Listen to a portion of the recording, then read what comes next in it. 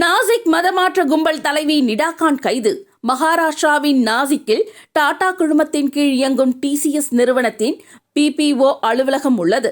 இங்கு பணிபுரியும் பெண்கள் மீது பாலியல் அத்துமீறல்கள் நடப்பதாக கடந்த பிப்ரவரியில் புகார் எழுந்தது. இதையடுத்து உண்மை நிலவரத்தை கண்டறிய நாசிக் போலீசார் ரகசிய விசாரணையை மேற்கொண்டனர். அதன்படி அந்த அலுவலகத்திலேயே தூய்மை பணியாளர்களாக 4 பெண் போலீசார் உட்பட பலர் பணியில் சேர்ந்தனர்.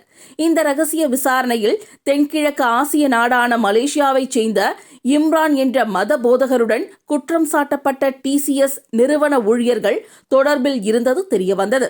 இந்த வழக்கில் கைதான டீம் லீடர்கள் சக ஊழியர்களை முஸ்லிம் நடைமுறைகளை பின்பற்றும்படி தொடர்ச்சியாக அழுத்தம் கொடுத்தது தெரியவந்தது. இதேபோல் குற்றம் சாட்டப்பட்ட மனிதவள மேலாளரான நிடா கான் தலைமறைவானார். இதன் பிறகு டிசிஎஸ் கம்பெனியில் இருந்து நிடா கான் இடைநீக்கம் செய்யப்பட்டார். 25 நாட்களாக தலைமறைவாக இருந்த நிடா கான் இன்று சத்ரபதி சாம்பாஜி நகரில் கைது செய்யப்பட்டார். அவரிடம் போலீசார் விசாரணை மேற்கொண்டு வருகின்றனர்.